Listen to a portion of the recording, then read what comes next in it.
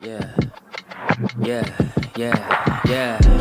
Making her way to the mic. They start dimming the lights. You start feeling alright. From Birmingham, home of the Teddy Longs and the Ruben Studders. More once you discover. For all of the lovers, Whitney Houston and Roman Reigns. For all of the lovers, and Mickey James and Marvin Gaye. For all of the lovers, and Sasha Banks, Janelle Monáe, Silk, Sonic, and Paige. Allow me to say, look, I just found a place, sweet escape. Every one of us, I was kinda late, cause I just made it off the struggle bus. Walking by the fate, cause I know it's right in front of us. Yo, I ain't with the hate, gotta focus on what's great. Ladies and gentlemen, Steph Hardy is on the air. Had to drop a couple bars just to make you all aware. So, sit back, relax, enjoy the show. You know I go by Joe or the rest of the flow, yeah.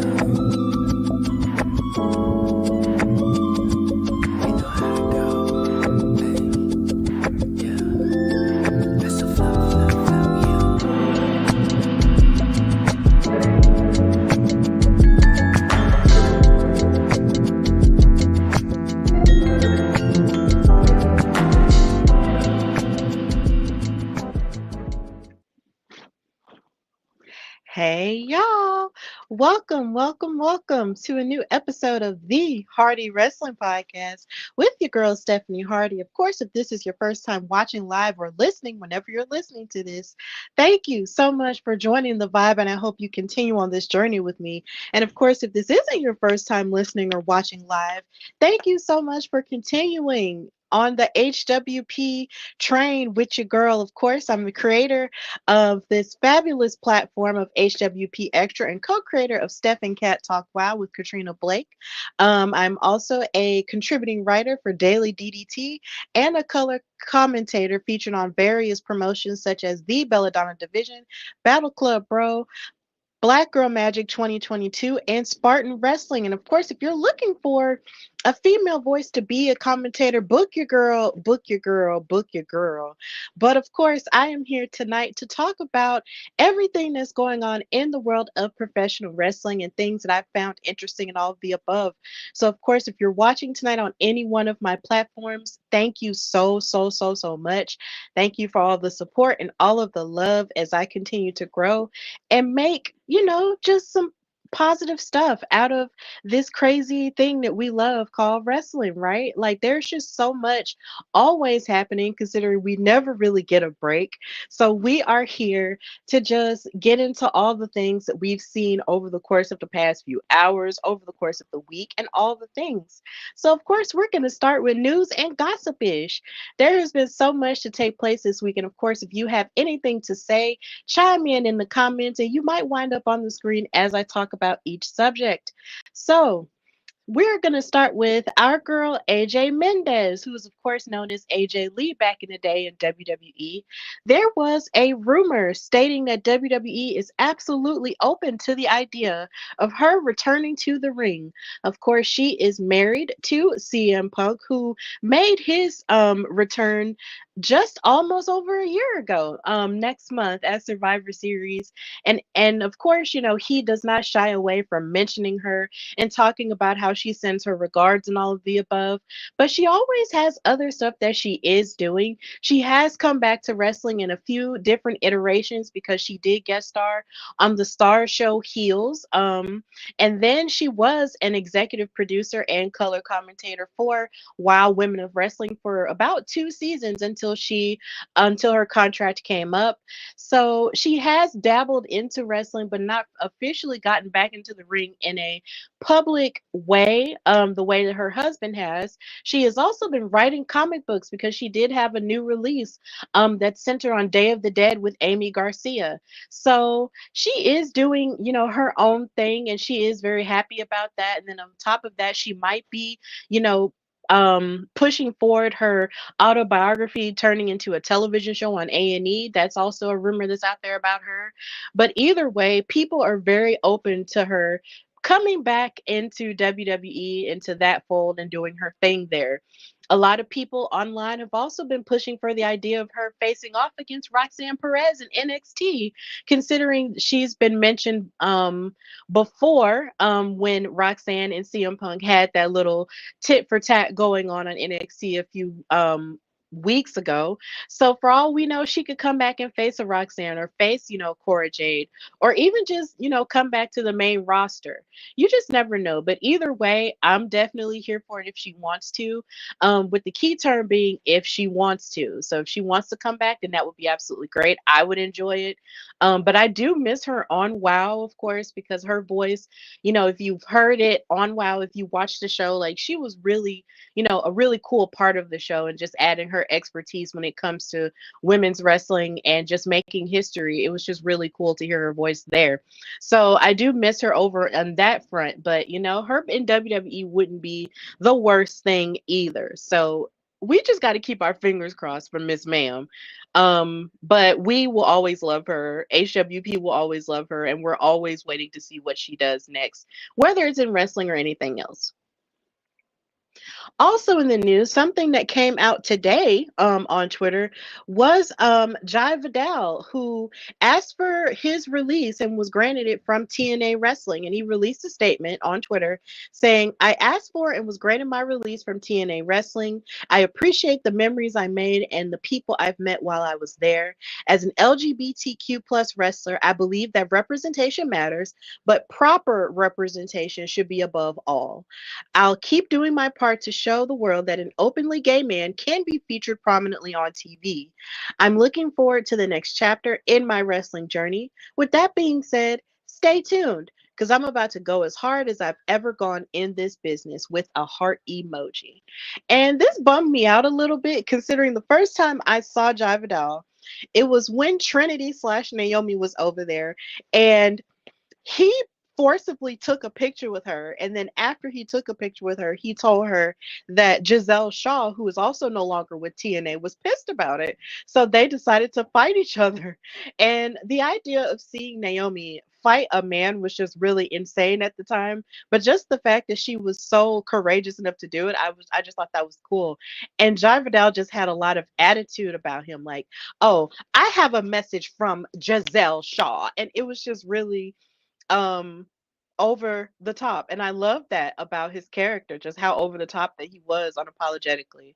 So as sad as it is to see him, leave TNA, I am definitely on his side in going to a place that actually gives proper representation for someone like him, because you have people like him in Anthony Bowens who are blazing a trail for gay men in wrestling, and then you also have Darren Young, even though I know that's not his name anymore. That type of representation is important. So I'm wishing him the absolute best, and I can't wait to see what he does next. But I just hope that wherever he goes, that they actually respect him and give the proper representation that he is looking for, because he is an amazing wrestler, but he's even a more phenomenal character. So I can't wait to see more of what Jai Vidal has in store for us with his wrestling career. Major love. Also, more news is that we have CM Punk and a rumor about him. He's made the news this week in two different ways. Since he decided to take a break since his Bad Blood Hell in a Cell match against Drew McIntyre, there's a rumor going out that he would be having a match at Survivor Series in Vancouver, Canada against Gunther.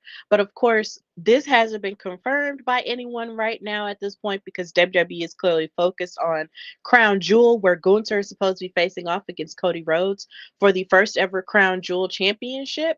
There's just this big, weird rumor that CM Punk is supposed to be a big part of the show, seeing as he was a huge part last year with his surprise return. And so, yeah, a lot of people think he could face off against Gunther for the World Heavyweight title because that's what he wanted to go after before he got injured. And it's been public knowledge by now that him and Seth Rollins were supposed to have a really huge feud heading into WrestleMania 40 this year, but it wound up not happening. But either way, I'm here for whatever it is that CM Punk has going on, whether since it's probably not going to be a crown jewel, if it is a Survivor Series, I'm here for it. But just I just hope that he heals up and rests up and just does whatever it is he needs to do to get back to us, cuz CM Punk is just been having the time of his life, and it's been really entertaining so far to watch him, over the course of the past year, just get it cracking with everyone in WWE. So it's been really fun.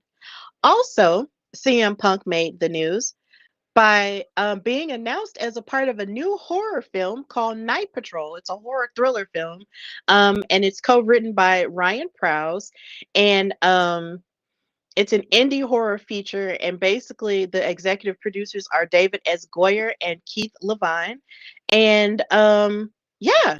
It's a new movie, and I believe the rapper YG is going to be in it along with Flying Lotus, John Oswald, and Nicki Michaud. And it's really a huge deal considering CM Punk has been off and on in movies before. I covered it before in my episode where I did cover the return of CM Punk. Go listen to that HWP Extra if you haven't already.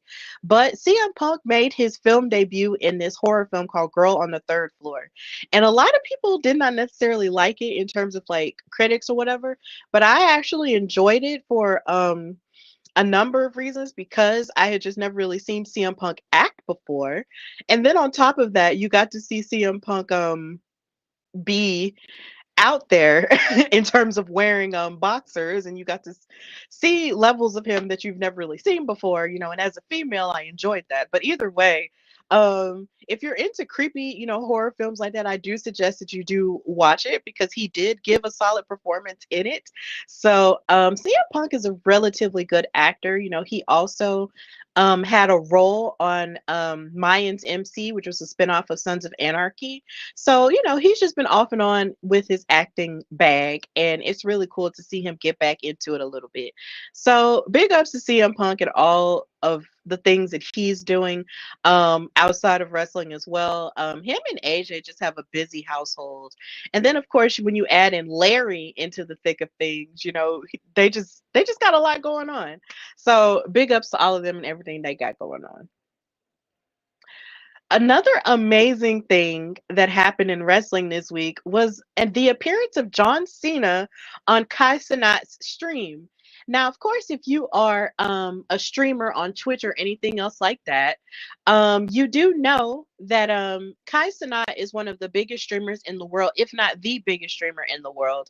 And he has some of the craziest things happening with all of his friends and stuff that come in his basement and play games, and different celebrities come and he'll do interviews with them. And a lot of the time the interviews wind up being really good, with well thought out questions and very deep conversations, for a show to be as wild as it is.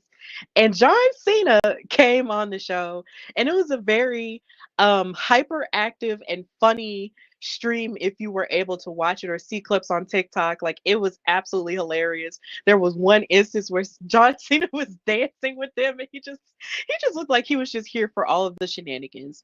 But one of the best moments in the stream was him just giving life advice and just telling people to just never give up, and just the entire crew just being here and being, listening and in tune to his life advice. And that was just really, really nice.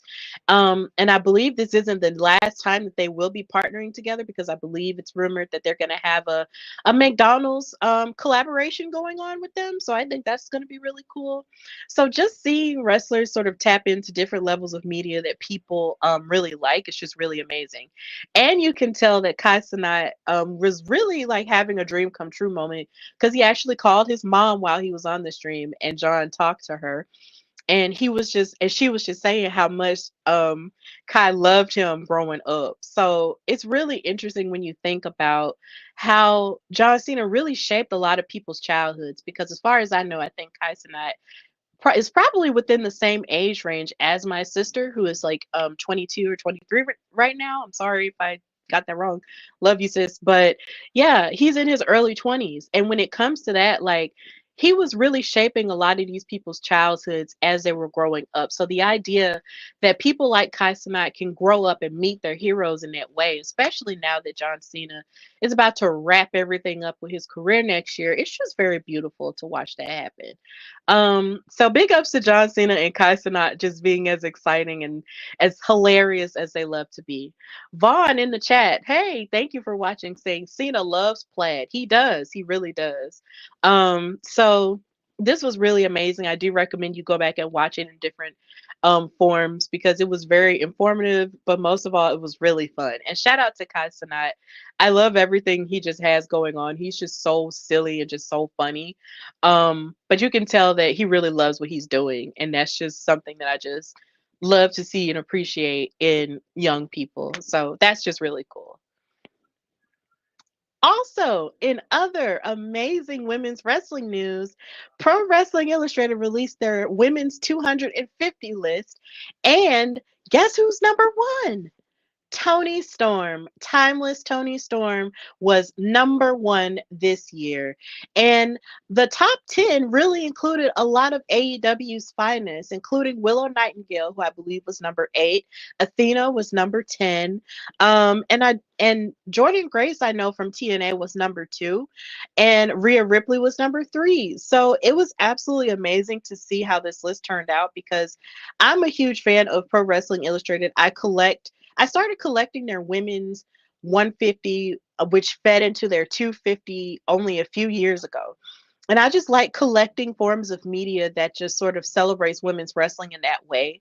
So the fact that Tony Storm, has now covered them like twice now, it's just really amazing. And I'm really happy that she was number one because aside from her being the AEW Women's World Champion, for as long as she was, her character really kicked all kinds of behind this year. In the past year, her character has been one of the most enthralling and craziest and just wackiest things I've ever seen in all of wrestling, but I never tire of it. I never get bored of it.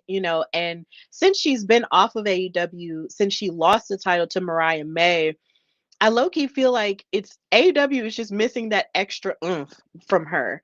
But I'm more than sure, she'll be back because she is doing, another thing in wrestling that she loves, which is wrestling, with more Asian um wrestling promotions, and that's really cool. But like she really did take everyone by storm, with no pun intended that. So congratulations to everyone who made the list because there are some women who I've had on this show who did make the list again, like Alexis Littlefoot, like Vicious Vicky, like Maya World. Like a number of those women made the list again this year, and I am so so so proud of them. I'm so happy for them that a lot of the work that they have done was noticed. I'm just so proud of every woman that's made the list, and I'm glad that PWI really has expanded it because women's wrestling just continues to grow and grow with each year. And I'm just really happy to see a number of these women on there. I do wonder, there is something else that I do wonder though, and that's why, mm, maybe I won't say that just yet. But either way, I am happy for every woman that did make it on the list. So congratulations to all of them. And I will be picking up my copy of this as well as the copy of the men's 500 with Cody on the front of it. So I'm looking forward to dropping myself off at to the nearest Barnes and Noble and buying it. So big ups to PWI and what they do. And hopefully, maybe one day I can write for PWI. We're just putting that out there in the universe. Just putting it out there. You just never know. So, yeah, it'll be cool. So, something that's a little bit less peppy in terms of wrestling news and gossip is the rumor that came out that WWE might have interest in Brock Lesnar making a return. It was released somehow that they might be interested in it, and a lot of it came from this past Monday when I believe Seth Rollins and also Cody Rhodes mentioned that they have defeated Beast before. And because they've been making smaller references to beating Brock Lesnar, a lot of fans are under the impression that they feel like Brock Lesnar is set to make a return in some way, shape, or form because something like that had happened on programming before where they'll drop hints of somebody and then all of a sudden they return. But it's been reported from Fightful Select, citing a high level source within the company, that there are no creative plans in place for Brock Lesnar. And additionally, a source in creative relayed that it would be quite surprising if Lesnar was brought back in the midst of a federal investigation. So, something it's so funny. Vaughn just said this comment saying we need Brock versus Gunther. Well, let me get to it. Even though Brock Lesnar wasn't directly named, and he's being assumed as being a part of the Vince McMahon lawsuit, in terms of sexual assault. I feel personally that even though he was assumed to have been the person that was being referred to as the superstar that Vince was trying to get back by using the woman Janelle Grant as a sort of like a bargaining chip to try to get him to come back. I really feel like if his name is really implicated in this lawsuit the way that it's being assumed that it is, he just does not need to come back, because why? Because nostalgia, because of vibes? No. If he was involved in the active pain that a woman went through during her time of working for WWE in that regard, I just don't think he needs to be back. People like that just don't need to be surrounded, by in a place where women are trying to actively work themselves, into better opportunities and feel safe. That's just not something that needs to happen. And on top of that, it low key reminds me of that one episode of Dark Side of the Ring where they were talking about the plane ride from hell. And well, yeah, they were talking about a moment where Brock Lesnar may have flashed Terry backstage. And honestly, and she was told not to sell it. And my thing is, if you're telling women not to sell being violated, then that's not good. That's not good at all. And if you've felt like you're in a place where you have the privilege to act in this way towards women who are just trying to work in wrestling on the same level as you do, then you don't need to be there. I mean, I understand that we want to come up with our fantasy matches like him versus Gunter or him versus Braun Breaker or him versus Obafemi and all this other stuff. We shouldn't be doing this at the risk of these other human beings that might have been victimized by him or anybody else, or the system that let him get away with stuff like that. That's just not what we need to be doing out here. So honestly, I just don't feel like WWE at this juncture needs him. Um, because there are other newer stars that they could feed into more and more that actually gives what he gave, and the women there need to be safe. And I feel like that should be prioritized more than us just wanting fantasy stuff to just come true. No, this is real life and this is a real serious situation. So, yeah, Brock Lesnar can stay where he is, respectfully.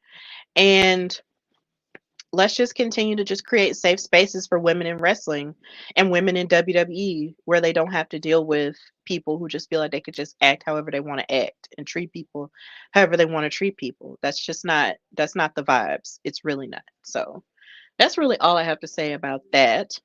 Um, and something else that I did want to mention and give um, praise to is that 25 years ago this week was the time that China um, won the Intercontinental title, making her the first and only woman to ever be IC champion in WWE ever. And she beat Jeff Jarrett for it. And I just felt like this was worth talking about, seeing as I saw someone mentioning it on Twitter. I felt like this was worth talking about because I always feel that China never gets praised enough and never gets, loved on enough. And I really wish that in her lifetime they appreciated her a whole lot more. And I honestly feel like because of her spirit of trying to break barriers and actually fight men and women, that they should, give an intercontinental title to the women. I've been one of those people to push for um a mid card title or two mid card titles with the women in WWE anyway. So if they did, I really feel like they should create it in her honor, or at least make like a tournament in her honor or something to just honor her a little bit more than they already do. Because Miss Ma'am really did open a lot of doors for women like Jade Cargill and like Rhea Ripley to be strong and beautiful and seductive at the same time. Um, and just not to limit themselves either. So I just wanted to come on here and just say that I just think it's amazing that 25 years ago she did this thing. And women's wrestling has come so far, and she's definitely one of the reasons as to why. But she needs to be honored a whole lot more and acknowledged a lot more too. So I just wanted to say that. Vaughn saying RIP China the GOAT. Absolutely. Absolutely. And finally, in a way, I just wanted to talk about Dave Batista and choosing him. Batista has always been one of my faves growing up. He was one of the people who I definitely thought was going to dethrone Triple H. And he did do that at WrestleMania 21. And then he went on, of course, to have a pretty insane and really great Hollywood career. He was on Jimmy Kimmel Live a few days ago, and he talked about all the ways in which a certain presidential candidate has not been acting like a real man. And it was really funny. And but also it's even funnier in the grand scheme of what happened today, where we saw the Undertaker and a certain brother of his, who's also a mayor, sit side by side with said presidential candidate who just is not a nice person. And and they were making it seem like, well, who are you going to choose? Are you going to choose Batista and Kamala Harris, or are you going to choose us and this guy? And honestly, I will choose Batista and Vice President Harris any day. Any and every day, I would choose those two. And I usually don't like to get into politics on here because I just feel like those should just be separate things and I just don't want to really do it on here. But I have to be real with y'all. Um, I'm on Batista's side. I am definitely on Team Batista, and I'm definitely on Team Vice President Harris. And honestly, that's just the realness of my life. That's just the realness of me. Yeah, y'all, we just got to do what we got to do and just focus on the right things. So, so yeah, as long as we're just focused on the right things, I'm trusting that things will be okay. But I'm definitely Team Batista forever and always because I just love him and I always have. And I did love The Undertaker and I did love Kane at one point, but now I guess I just don't anymore. Right now because how can you sit next to someone who just makes people feel like they're less than or degrades them for the sake of what? How do you do that? How do you go out that sad? But let's just move on. So that's all of news and gossipish. And now we're gonna move into what I liked in wrestling this week. And it was a lot. There is so much to talk about in terms of what I liked in wrestling this week. But I gotta start with AEW and WrestleDream. The one thing that I definitely took from this is that Willow Nightingale is always sitting dead on ready to be a champion at any point because the way her and Mariah May fought, I was really happy about that. This match was really good. And I wanted Willow to win so bad. I wanted Willow to win so very badly. But sadly, that was not the case. And Mariah May retained the AEW Women's World Championship. The glamour is still out here doing the things. But I am definitely here for the idea of Willow being women's world champion within the next year. She definitely deserves it. She works really hard. She's basically like she's been a TBS champion. She's won the Owen Hart. Like she's won the CMLL women's title. Like this woman, like she's been a strong women's champion. This woman has won everything except the women's world championship. And honestly, I just feel like it is only a matter of time. Like she has to be, the big babyface champion at some point. And if they don't let her win, then I will be really upset and angry. And I just really feel that Willow will just need to just, part ways at some point if she is not ever the women's world champion because she is just the ultimate babyface. She is just so wonderful. She's an amazing person and just athletically, she just gives the very best. She gives the very best, and I just want Willow to get all of her things, and to get everything she deserves in AEW. So, yeah, make Willow a world champion next year, please, please, please, please, please. So, yeah. And another thing that I did not like as much in wrestling this week was after she defended her title at WrestleDream, Mariah May got to the media scrum and nobody had questions for her. This made me so sad. Um in the sense that because I'm so passionate about women's wrestling and I love women's wrestling so much that how is it that you have a talented woman like Mariah and not have any questions for her? She defended her title against one of the best that AEW has in Willow Nightingale. And she has all of this stuff going on with Mina Shirakawa, who has not come to her and all this stuff. She has this stuff going for her. You have a women's division sitting dead on ready to possibly face off against her, and you don't have any questions? We have definitely got to do better in AEW. Like, y'all have got to start putting more respect on these women's names. Don't just have the questions for people like, Mercedes Monet. No shade, because I love that woman down.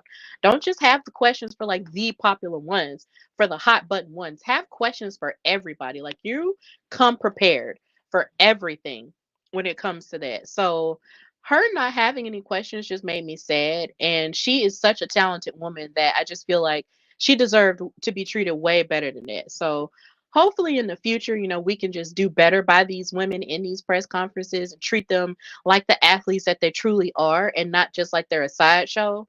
Um, and not just like you're just there to gawk at them, just to be pretty or whatever. Like, no. Mariah May is that girl and she's been that girl for a minute now. So treat them with respect, come prepared with your questions, and be real. Okay. Like, don't just, no. Like, that made me really upset. So, yeah, we just got to treat our women's wrestlers better. And Mariah May definitely deserved better than that. And I just wanted to come on here and say that. So, moving into what I liked in Raw on Raw this week, I really loved the partnership or quasi partnership between Rhea Ripley and Tiffany Stratton. You could definitely tell that there was like an opposites thing going on between the two, between Tiffany and Rhea, because of course Rhea's more of the beautiful goth woman, and Tiffany is definitely like the popular blonde girl who. And both of these women would probably never hang out ever. And a lot of people online were definitely comparing them to like Wednesday on Netflix. And they were comparing them to Sabrina Carpenter and Jenna Ortega in the Taste music video. So that was just really fun and really cute to see. And for a moment, they were kind of working well together, but then kind of not against Liv and Raquel. But either way, it was really funny to see how they were interacting and how they just kept yelling at each other. It was just really funny. So it was very entertaining. I loved it. But another thing that I do have to mention in terms of the women's world champion Liv Morgan and Raquel is the fact that at the beginning of Raw, you had Rhea cutting her promo. And then, of course, you had Tiffany come out and sort of warn her about Nia Jackson not getting into her business when it comes to Crown Jewel. The thing is, you have Liv and Raquel get ready to like try to jump um Rhea.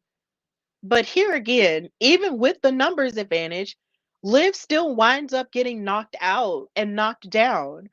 And it's just Liv. There you are again, taking more L's. And even in their match, it was almost like when Rhea was on her own, she was taking down Raquel and taking down Liv and just beating the crap out of Liv. And it's just like, Liv, for you to be as big and bad as you say you are, and for you to have to be as hyped up as you are from taking everything from Rhea, you sure do be taking all the L's in all the ways in which Rhea wasn't taking all the L's. It's just hilarious to me how this just keeps happening. And I know that there are people on here who are going to say, "Oh, well, it's because she's a heel and da da da." And I understand how that works. I'm not dumb. But at the same time, I just think it's hilarious how she just claims to be so big and bad and have taken everything from Rhea, but yet Rhea still has the aura and still has the strength that Liv wishes she had.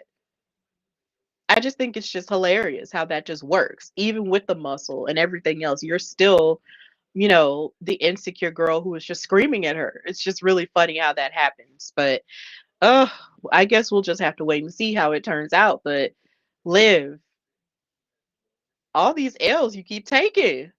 It's crazy. It's like your name is not even Liv, it's la la la la la la la la Liv because of all the L's you just take. But whatever.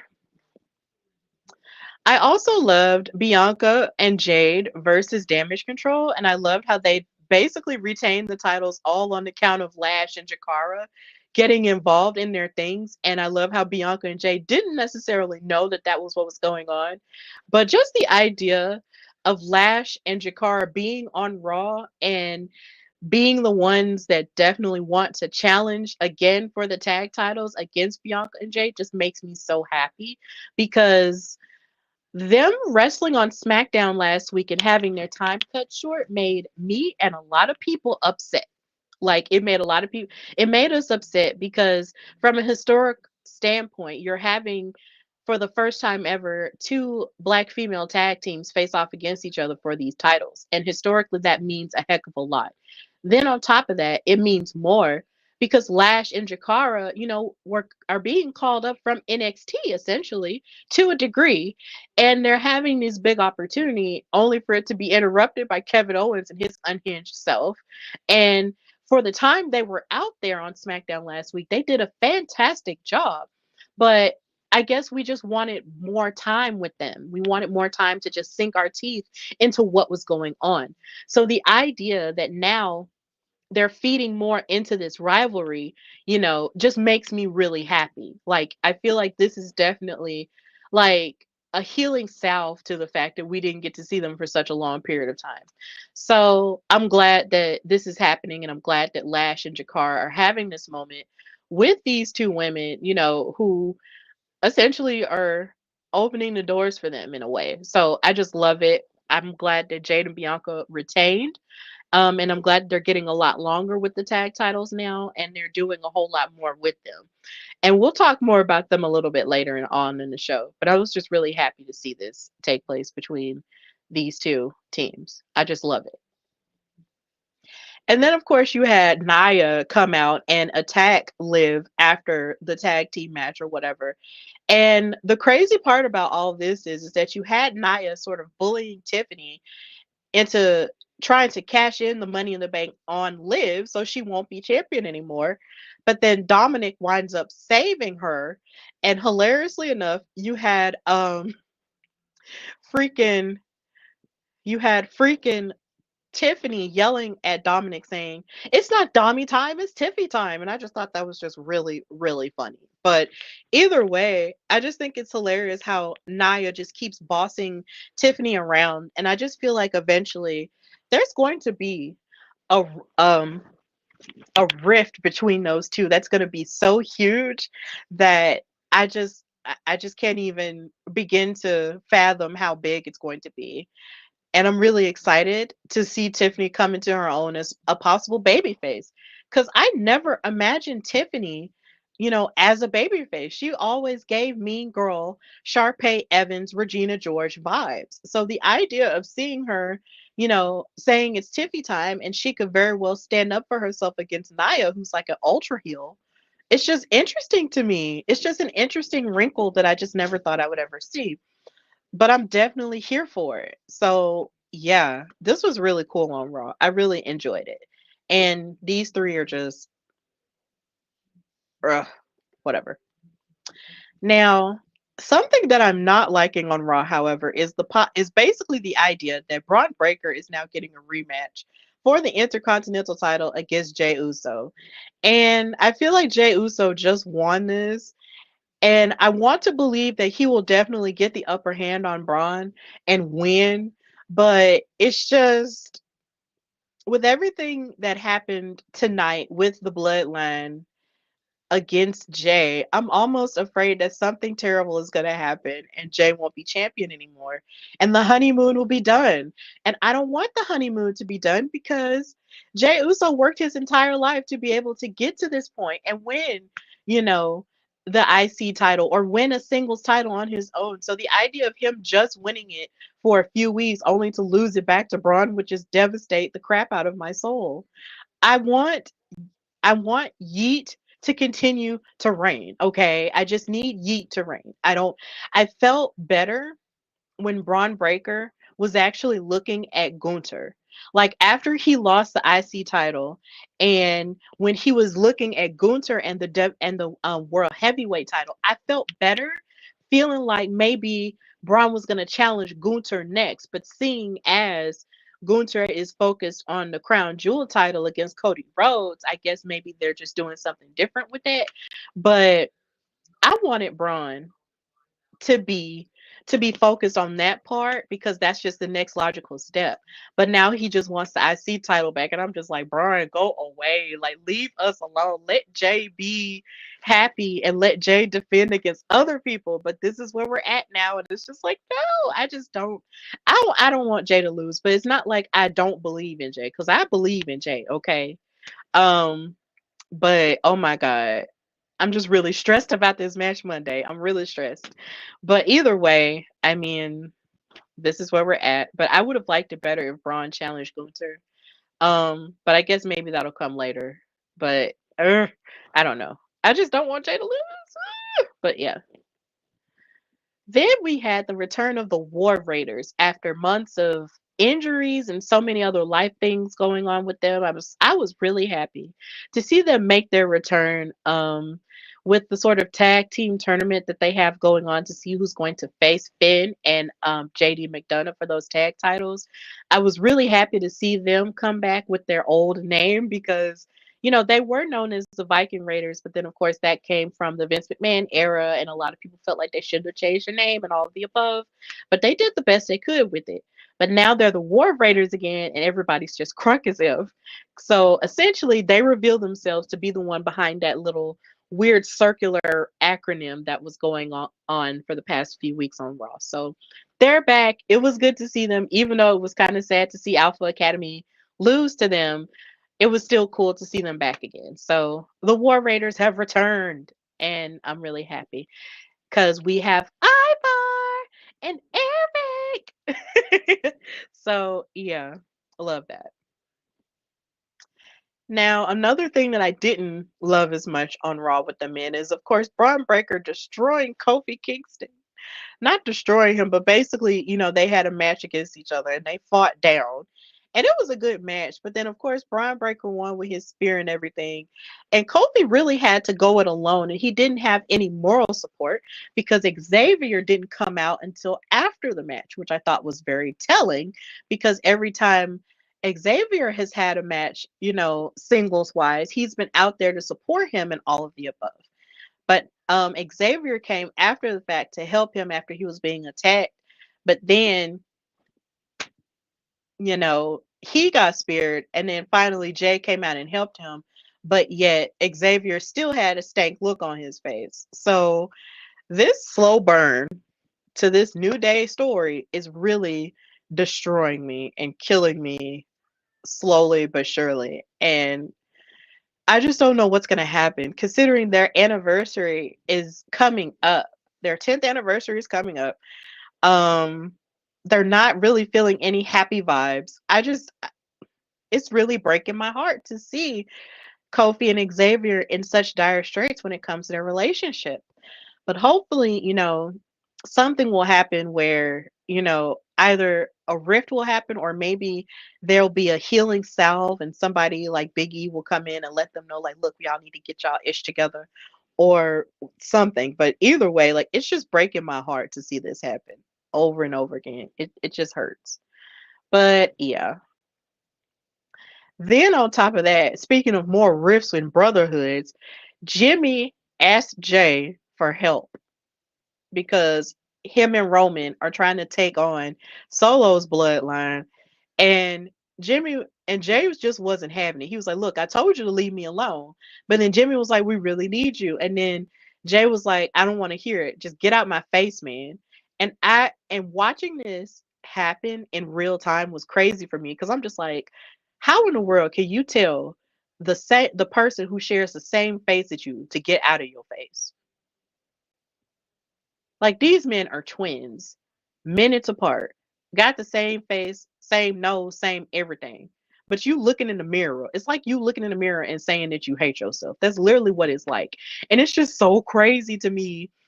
But it's not crazy to me because Jay is clearly upset because he was going off to try to be his own man and Jimmy reneged on it.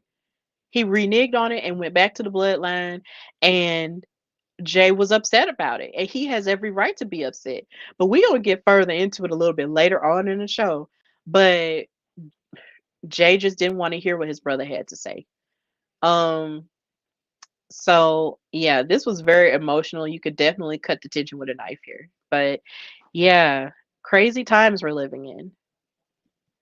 But moving into NXT and what I liked from NXT, yo, Stephanie Vacour is somebody that of course I have talked about on the show before because she was someone that I discovered when Mercedes Moné was on her quest in New Japan and Stardom. And of course, at New Japan Resurgence, they fought each other in that one day tournament to crown the new first ever strong women's champion.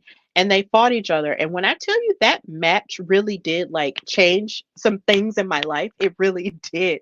Like that was one of the best women's matches that I saw last year. So the idea that you fast forward now and Stephanie's at NXT, it's just really crazy, right?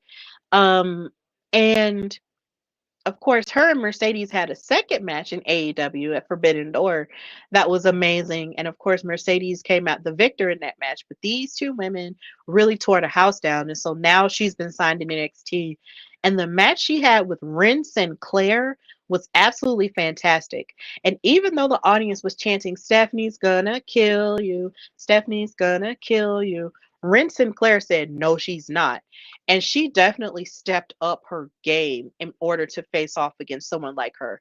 Like the amount of graps and the amount of like holds that she had Stephanie in to get the upper hand on her was crazy. Like just because Ren Sinclair has this really crazy like wild wild character does not mean that she isn't substantial in the ring. And she showed herself to be very substantial here in this match. Ren Sinclair, we might really have to keep an eye out on her because her and Stephanie had a heck of a match. And of course, Stephanie wound up winning, but my God, Ren Sinclair really stepped up to the plate of facing someone like her. And she did a fantastic job. Both women did a phenomenal job. But then, of course, you fast forward, and Stephanie winds up getting jumped by Cora and NXT Women's Champion Roxanne, and Julia comes out to help her, and then you have this standoff, and both of these women just have so much aura um between each other. It was just insane. So I'm just really loving where women's wrestling in NXT is at right now. It's just like you have like the grit women who came from the indies like Cora and like Roxanne. And then you have these international superstars like Stephanie and like Julia. And then you have the other women in NXT, you know, who came through the performance center from their perspective sports and stuff. Like it is just it's like being at a buffet. Watching NXT's women's division, it's like being at a buffet. You're just looking at all the food and all of it just looks so delicious and you just don't know where to start to look. That's just how beautiful the women's division is in NXT. And I just love every second of it. Like Tuesday nights, it's just must see TV. And I just love it. I just love it so much. Then on top of that, you had Kalani and this little moment she had with Trick. They had their cute little handshake, and it was just really cute to see. But in the midst of it, you know, Kalani was talking about how she's willing to face off against anybody to defend her women's North American title. And in the background, even though you can't see it in this picture, you had Fatal Influence, you know, plotting on her downfall per usual. And then, of course, they went to the office, to Ava's office, to try to demand, you know, that one of them get an opportunity at the title. And Ava said, well, okay, one of y'all can get an opportunity at the title if y'all come out the victor in a tag team match against Julia and Stephanie next week. And when I tell you they looked gagged and scared from that information, They looked gagged and scared from that information. And then Fallon was like, "Okay, fine, we'll do it. We'll gather our girls and we'll figure out who's going to do it." And she was looking like she was putting on a brave face.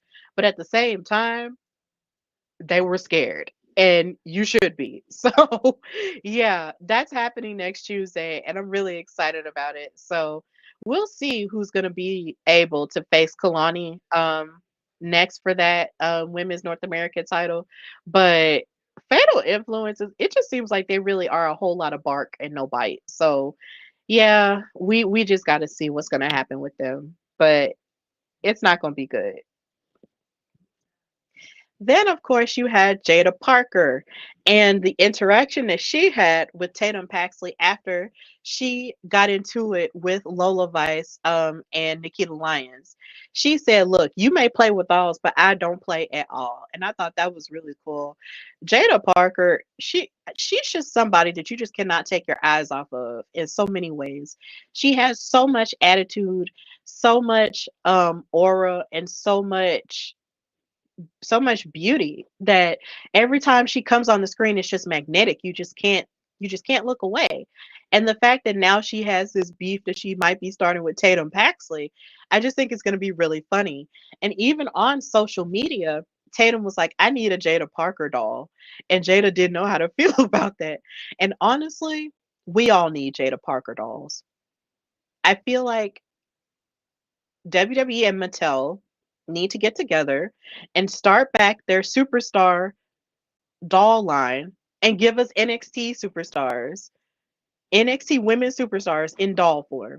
Let's have them. Let's do it. Because the way that I would jump at the opportunity to buy a Jada Parker doll, I just would.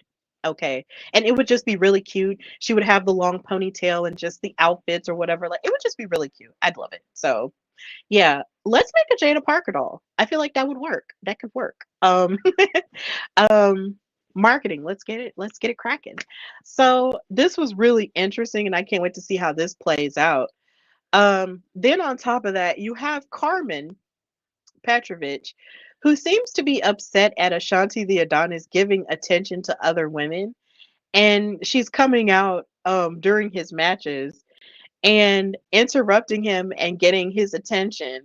And I just think that's really interesting considering, at one point she was fighting, but now she's flirting. And I think this is kind of cute. I really think this is kind of cute considering Ashanti has been trying to romance a lot of women for the longest time anyway. I feel like if he's going to pull a cute girl, it should definitely be Carmen because Carmen is a baddie. She's pretty and she's really amazing and she's really talented. So I just feel like, this might be a cute little thing that they might have going on between the two. She actually tore up the rose and now he's just like, "Oh, you got my attention now, baby." And I'm just like, "Oh God, the Riz." I just love it. So, yeah, I think this is really cute. I can't wait to see where this goes because I love romance. I am a sucker for romance. So, this might be cute. And then, of course, we had the return of Andre Chase. He came back to defend the honor of Thea Hale and Riley Osborne after Riley got beat by Ridge Holland and Thea Hale was yelling at him and trying to get him to stop attacking him. But then finally, Andre Chase came back and all is right with the world because I really missed him. And I just feel like they just have so much spirit and amazingness. I just feel like anytime they're just being angry and stuff, it just sort of takes away from like the peppiness of watching NXT. So I'm glad that Andre Chase is back to get revenge on Ridge Holland because he tore up their whole little system for no reason at all. And I just can't wait to see him get his full fledged revenge on them. Also, WWE, I would love it if you guys sold the Chase U jerseys. Those are really cute. Please sell those because I would actually get one because those are really cute and I just love jerseys. So, yeah, sell those, please, because I love them. And then, of course, you have Oba Femi challenging Tony D'Angelo for a rematch for the North American title that he lost. And they're going to be fighting in a tables, ladders, and scares match. And I think that's going to be really cool to see, how they're just going to destroy each other with all these weapons and such. And I think that's a very interesting wrinkle, considering Stax almost gave Tony D'Angelo a weapon to use against Ova, but then Tony was like, "No, I'm not going to do it," and he wound up beating him for the title anyway. So I wonder what's going to happen with these men using weapons against each other. I think that's going to be a very interesting vibe to Halloween Havoc. And I also love the Halloween Havoc at this point isn't just going to be like a regular episode of NXT like it has been. It's going to be like an actual NXT PLE that's going to come on a Sunday. So I'm really cool with that. I love that idea. I love that every time Halloween Havoc comes around, they bring the wheel back. But the only thing I wonder is, since they brought the wheel back, will they bring Shotzi back to host the thing? Because I feel like Halloween Havoc isn't Halloween Havoc without her. So let's bring Shotzi back to host it. And also Scarlett too, if you want to throw that in there too. So yeah, I think that's gonna be great. And Ethan Page. Bare minimum Ethan Page. I understand that a lot of people think that this might be an okay idea with him fighting Trick Williams for the title again. But I was not a fan of this, considering even though he participated in the triple threat against um Wesley and Javon Evans to be number one contender, I just really felt like the bulk of that match's greatness came from Wes and Javon and not really from Ethan. And I just feel like Ethan just gives off the vibe of the person that brags about how much work they did on the project when really they didn't do that much at all.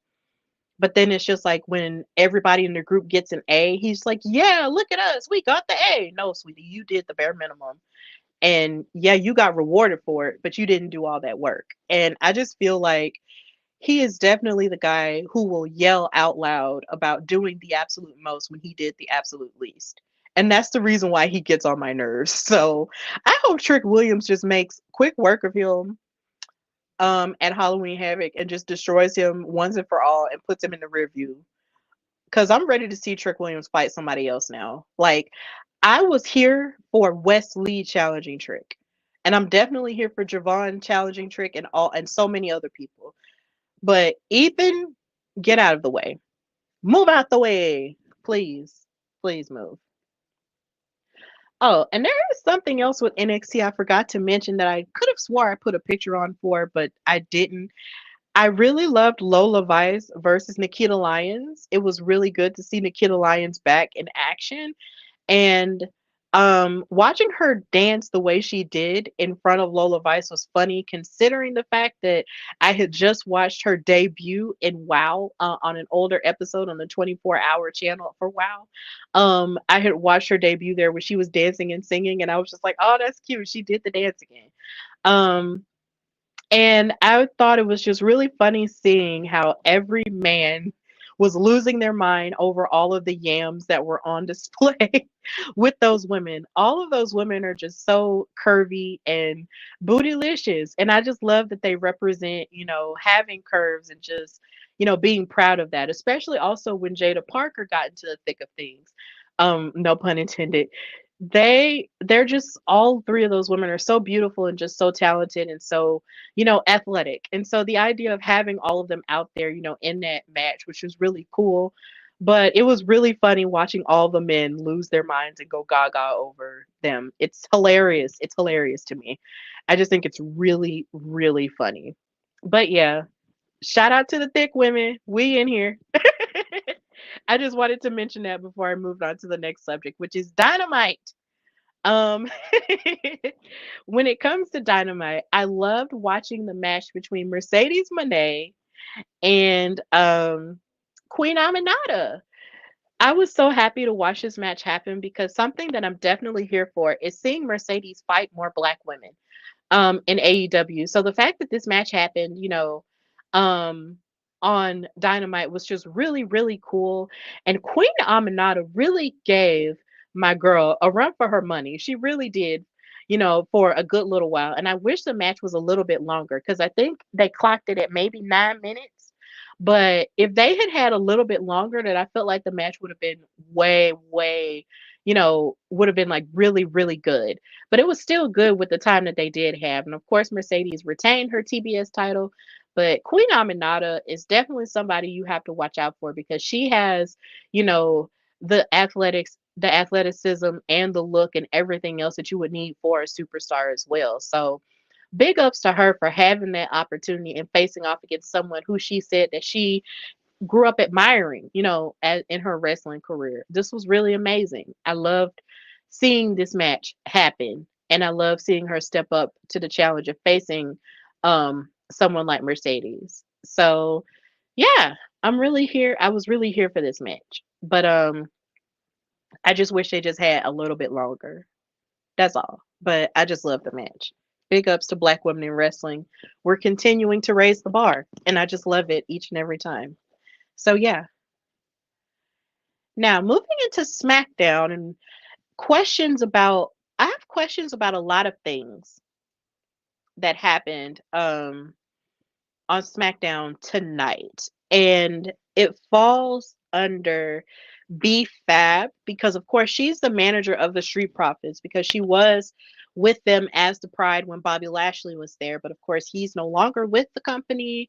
So now I'm just sort of wondering what her place is because we did see her in the ring at WrestleMania 40, but since then we haven't really seen her, get in action. We've only seen her as a manager. So a part of me is just kind of like, when are we going to see her be active in the ring again? Because it just seems like she comes out there with, Angelo and Montez, and it's cool to see her there, but I just want to see her get active a little bit more. And I don't know if maybe I'm the only one that's kind of concerned about this, but I just want her and also Electra Lopez to have more to do when it comes to, their presence on SmackDown. So hopefully we'll see better, for her and also better for Electra Lopez in the future. But I just want them to have a little bit more purpose other than just to come out with these men a lot of the time.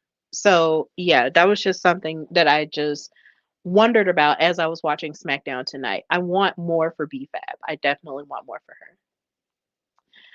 And also, speaking more about Black women in wrestling, we had Lash Legend have her first singles match on SmackDown against Piper Niven. And this was something that I was not expecting.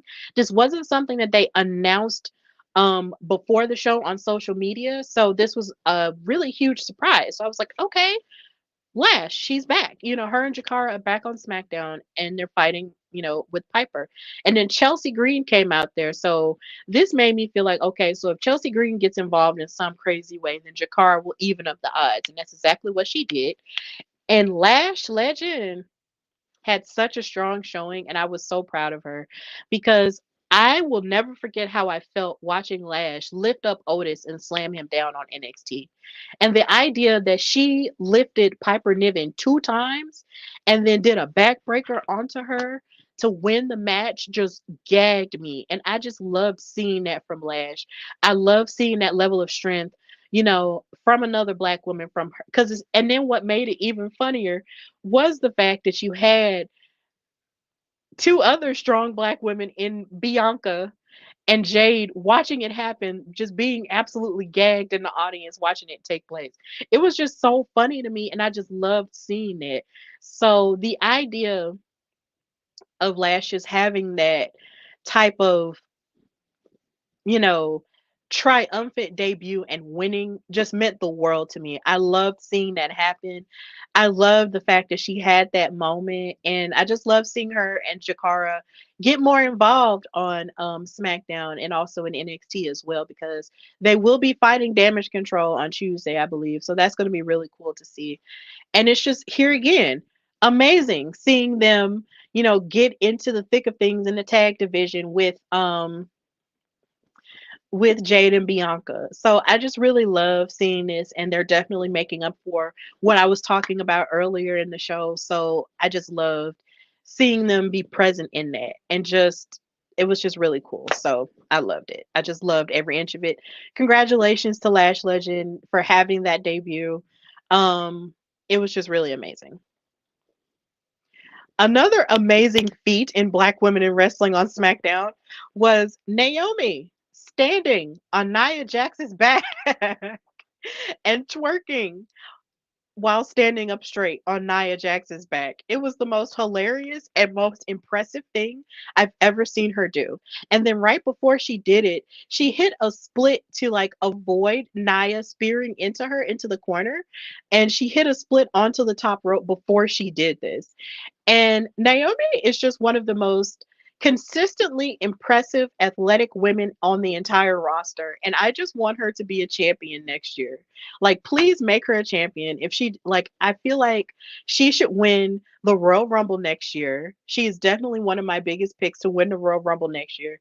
And for her to have a title run because this woman has just consistently showed out in every match she's had since she's been back in WWE. And I just want her to just have everything because how do you pull something like this off after hitting a split? You stand on top of a whole person's back and then twerk like you're on the floor.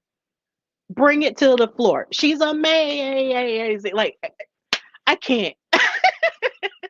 I just can't with her. I just can't with her. So I'm just really excited for Naomi and her performance in this tag match with Bailey. Like she was so great. She was so great. I just loved it. I loved it so much. But moving into the men, oh my God. Freaking Jay decided to pop up on SmackDown as Solo was cutting his promo talking about, how Roman just needs to acknowledge him and how everyone should acknowledge him. And this surprised the crap out of me because I thought that maybe Solo was playing a trick on everybody by using his music. And then just making it seem like, ha ha, y'all thought Jay was coming out. But then when the camera panned up to him coming through the audience, I was like, oh, so he's actually out here. And then Jay came out there and said, look, I'm not here to fight with you, but I'm just here to say that this is not, how the family is supposed to be united and stuff like that. And I just thought that was interesting, how he was trying to appeal to Solo's conscience in that way. But Solo being power hungry, he wasn't trying to hear it. So he was just like, okay, fine, whatever. I don't care about that. But then there was another layer of tension added to it when Jay told him that if you wanted to bring the family together, why did you go out and get Tama and Tonga and Jacob when you know we don't F with them for real? Even though that's not what he said. I'm paraphrasing. He said, we don't F with them for real. And I was just like, wait a minute, hold on. Why don't y'all F with them? How come y'all don't mess with them? Like, what do you mean that the family don't mess with them? Are they the outcast of the bloodline? Of the Anoa'i bloodline? Are they the outcast? Or is that what you're telling me, Jay? What's going on? What is this story? And how come we haven't heard about it before until now? What is it? But then he just decided to leave. And I was just like, oh my God, what do you mean? Like, what's going on? Like, what? Huh? It was just crazy to hear about. Like, so the Anawais don't mess with Jacob, Tamatanga, and Tongaloa. And he's essentially just splitting the family up because of it. And I'm just like, yo, this is nuts. It's so funny that just when you think the bloodline story can't get any more steam behind it, it gets more steam behind it. It's crazy. It's just absolutely nuts. And the idea that Jay wanted to low key get in Jacob's face and get to fighting with him, I was just like, wait, we might need to see this match somewhere down the line. A lot of people on social media was like, no, I've seen enough. I want to see Jay versus Jacob now. It has to happen. It has to happen. And I just don't even know how to feel anymore. My feelings were just all over the place in this episode of SmackDown when it came to the bloodline. It really did. It was all over the place. But to sort of take a break from the bloodline level, we need to talk about Montez Ford. The Street Profits have not been having the best of luck lately. And that luck continued with them losing to DIY in the triple threat to qualify to face the Motor City Machine Guns. And this made me so sad for them because Jessica Carr, called the 1, 2, 3 count, but said it was for DIY and that the Street Profits were not the legal men. But it was very confusing how it was being set up. But it just made me sad that Montez and Angelo really did a heck of a job in that tag team match, only for them to still come up short. And I want to believe that there is a story that's bubbling beneath the surface behind it because, like I said on my extra episode talking about Bad Blood, Montez Ford has his own t shirt out now without Angelo. So, what does this mean? Like, what is about to happen now? Because Montez is always consistently performing at a high level in every match he's in. He's bulked up, he's beefed up. He's proven that as a solo star, he can give charisma and that he can give character, he can give comedy. And clearly he can give athleticism. So why are we not pulling the trigger on him? Like I can't wait to see what's going to happen here because to watch the Street Profits continue to lose and lose and lose is just making me so sad. It's getting sad at this point. So I feel like either the Street Profits are going to start winning or maybe it might just be time for them to wrap it up. And it makes me sad to say, but it really might be time for them to wrap it up. But I do just want Montez to reach his fullest potential because that's something that he even discussed on Love and WWE, where he's supporting Bianca and all of the things that she has going on as her husband. But then he wants to get stuff going for himself as well. And, that's a very emotional thing for him because he said that he's wanted to be WWE champion at some point. So I feel like if they don't pull the trigger on him now or within the next few months, I just don't know. I just don't know. But Montez has everything. That man has everything. So give him everything. So because he has everything, give him everything. Give Montez everything, please. Just give him everything. So that's just all I have to say about that. Give Montez everything, please. And then to even back to the bloodline drama, Jay actually, dapped up Jimmy and stuff. But then he gave the steak face to Roman. But hilariously enough, Roman said, I'm very proud of you. I'm so proud of you. But Jay didn't believe him. He just walked off from him. And honestly, Roman has just sort of given up on the idea of Jay helping them, fight the Timu bloodline or whatever. And so, look, Roman, I'm going to need for you to understand. Like, I love that now you are on your growth tour. But I'm gonna need for you to understand that it's gonna take a little bit more than you saying you're proud of Jimmy to fix the amount of pain and suffering you've put on that man. You gaslit that man. You mentally and emotionally abused that man. And you made him feel like he was less than nothing and separated him from his brother, all for the sake of loyalty to you and the bloodline. And you just think you telling him that you're proud of him is just supposed to fix it? No, an apology an apology is worth everything with change behavior.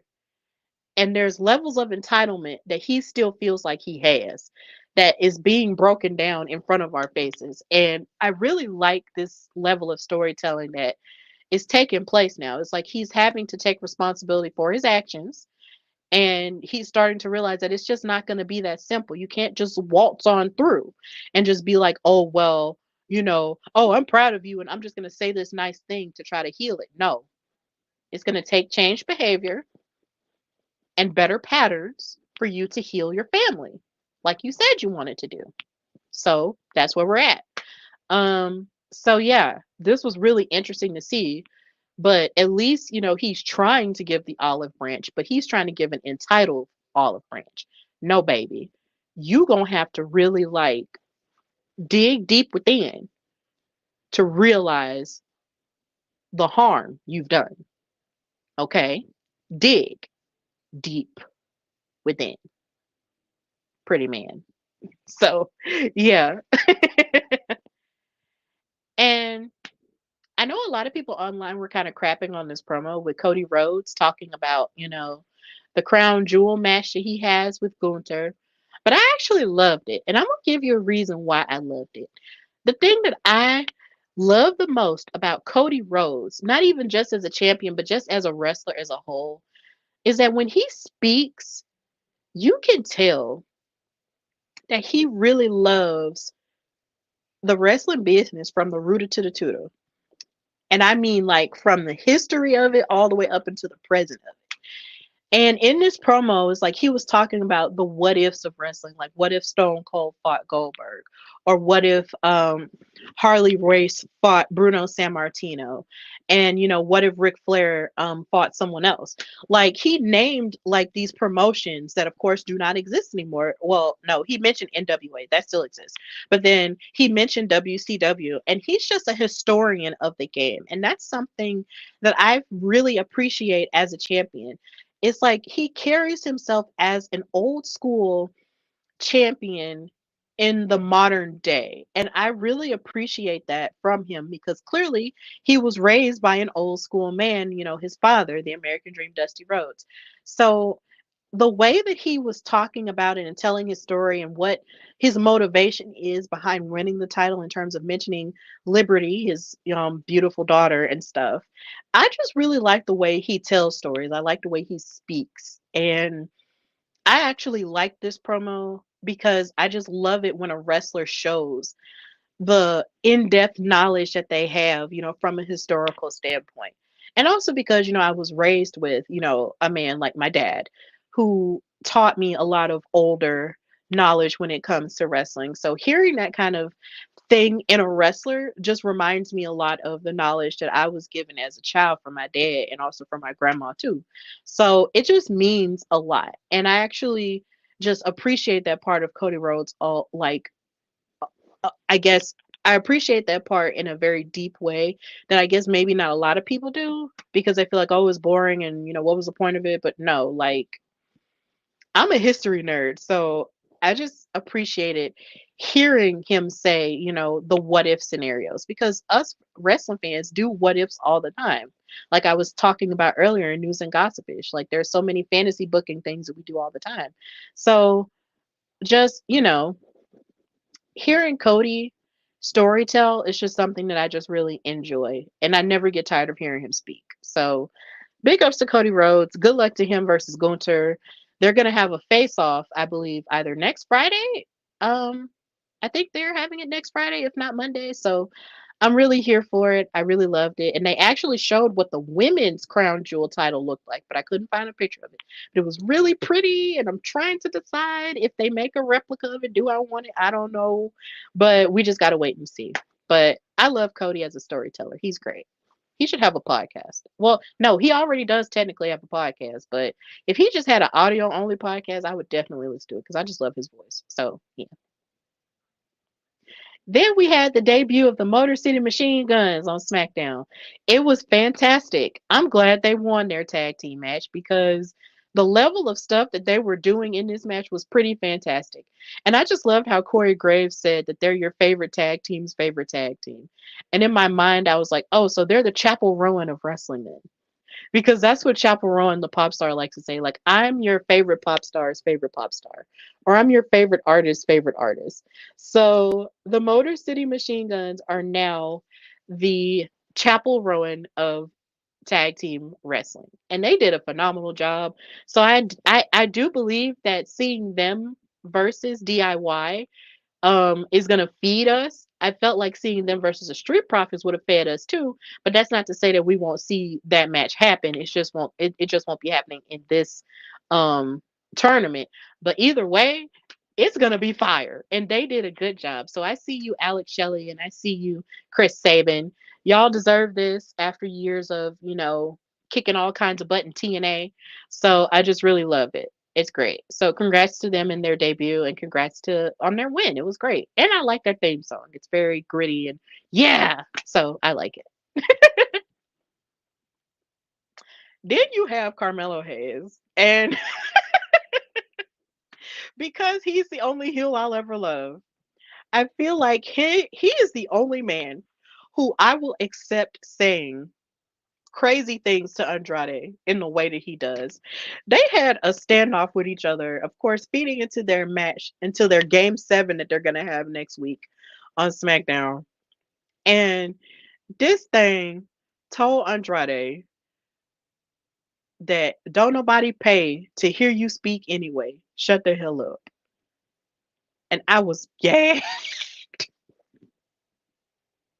I was just like, Carmelo, now if this was anybody else, I would hate it. But because you said it,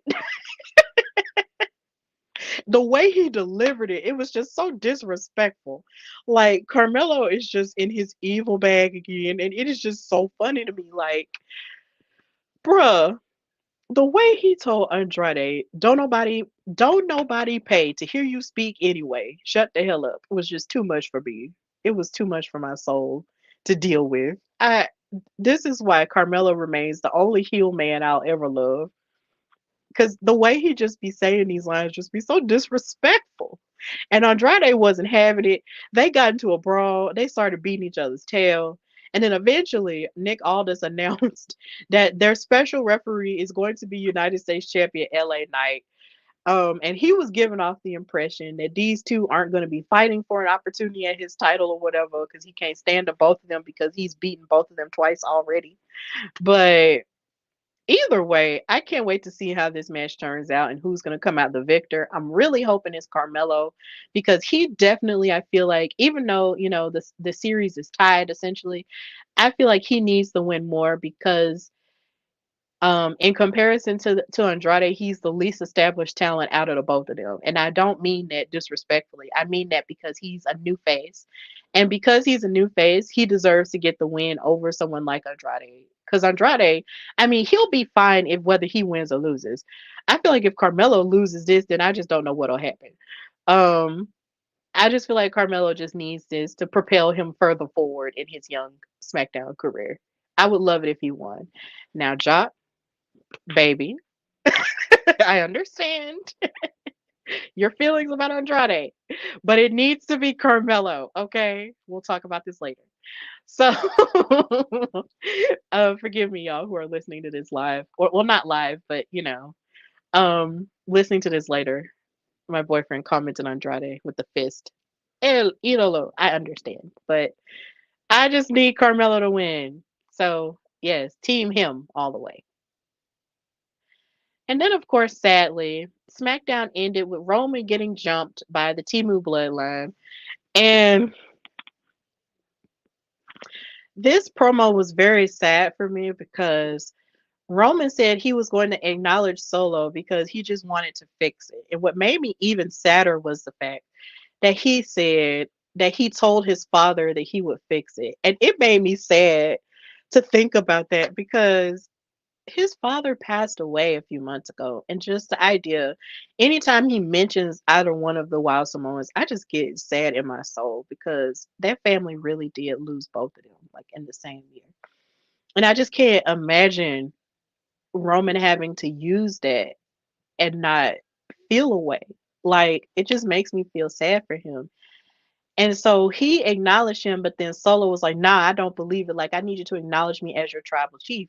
But then Roman got buck with him and he was like, or what? And then Solo was like, see, I knew it. I knew you never changed. And because you never changed, I'm not going to change either. And so he had Tama Tonga and Jacob to bring out a beat up Jimmy. And he proceeds to beat all of them up, but then he picks up the Ulafala and he gets distracted. And Solo hits him in his privates and continues to attack him. And this is how SmackDown ended with Roman Reigns laying after getting Samoan spiked by him twice. It was so sad. And I'm just like, Roman, why didn't you just pick up the Ulafala and put it in your hoodie, in your hoodie pocket and just roll out of the ring? Why did you do that? Didn't you learn from the last time? But I guess not. He's really going to have to do some unlearning of his toxic habits in order for him to, wind up on top of the Timu bloodline. He's really going to have to unlearn. But then the other thing that popped into my head during this segment was Why is Tamatonga so fine? Just why? I don't understand. This man came out here with these pants on and with his shirt off, and I was just like, why is he so fine? I it's like I try to be focused on the emotion, but then him or Roman Reigns will come out with their shirts off, and it's just like, oh god, the woman in me just loses it. It's just too much for me to bear. But this was all that I liked in wrestling this week, and I just this bloodline story just continues to just get crazier and crazier the deeper we get off into things. So I just can't wait to see more of what's to come with Crown Jewel on the horizon, and then of course with Survivor Series War Games on the horizon too. So it's gonna be lit. But either way, that's all of what I liked in wrestling this week. So moving on towards, announcements and stuff. Please tune in to Steph and Cat Talk Wow next week, as we will be having another double dose episode, because life lifed this week. But send good vibes to Katrina. But either way, we're gonna be having a show talking about the last two episodes of WoW Superheroes. If you're not watching that show, I do suggest that you do. Check that out if you love women's wrestling, and if you're just looking for another alternative show to watch, please watch it. And then after you watch their show, watch our post show afterward, and also check out all of our interviews that we've done with some of the WoW superheroes as well. And just continue to support us in our endeavors with the women of wrestling. Please check that out. And of course, if you're looking for a girl to be on commentary or to join you as a panelist at your Comic Con, or a guest for your podcast or anything else that you have going on, be sure to DM me on Instagram or on Twitter at Queen Steph Hardy, or email me at hardywrestlingpodcast@gmail.com. Those are all the places that I've been featured on. I need to update it really, but those are a number of the places that I've been featured on in the past couple of years. I've been happy to do lots of good work. So if you are looking for a unique and energetic voice to bring to your wrestling event, book your girl, book your girl, book your girl. And of course, read my work on Daily DDT. My most recent article was about the top 5 New Day moments, celebrating a decade of them. So please read that, if you have not already, and read all of my other works as well. I've been with Daily DDT for a whole year now, and I'm really happy about that. And I'm really grateful for Raphael for letting me get my crazy ideas out there, and just, letting me get my voice out there. So I'm very, very proud to be a part of that brand, and I'm continuing to write more. So please check out all of my articles on dailyddt.com under Stephanie Hardy. And of course, purchase my merchandise at foryourwear.com. That's FORURWEAR.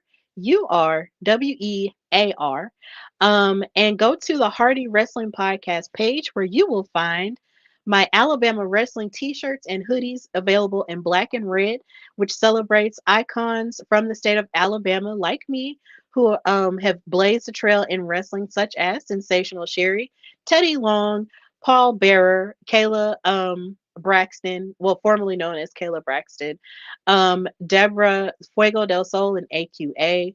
You can get it in hoodie form as well, since the temperature decided that it wants to drop now. You can get it in all sizes between small and maybe triple or quadruple extra large. Get that t-shirt. And also, you can buy my Beyonce's t-shirt, which celebrates the love of Bianca and Montez Ford. Um, that's available in all sizes, but just available in the color black. But buy that t-shirt as well. It's really cool. And also buy the Bold and the Bloodline t-shirt that I have, celebrating when things were good with the Bloodline, with Roman, the Usos, and Solo Sikoa. Purchase that t-shirt, available in all sizes at foryourwear.com/Hardy Wrestling Podcast. And of course, just continue to support your girl as she grows as a wrestling media person, and also just as I grow as, my own woman as a whole. Just thank you all so much for all the love and support. There are a few changes that are on the horizon for HWP, and just be on the lookout for those. And of course, every time you see me share a clip Don't hesitate to retweet, repost, and share and tell people about my show, to listen to it or watch it or subscribe to the YouTube channel. The YouTube channel is Hardy Wrestling, the Hardy Wrestling Podcast with the logo over here at the top. Watch my shows and just continue to support your girl as the show just continues to grow and evolve over the course of the next few months. And of course, a new year is coming. So, in the new year, it'll be 5 years of HWP. So, before we get off into that, it is really, imperative that the show continues to evolve. So, with that in mind, of course, this has been the Hardy Wrestling Podcast with your girl, Stephanie Hardy.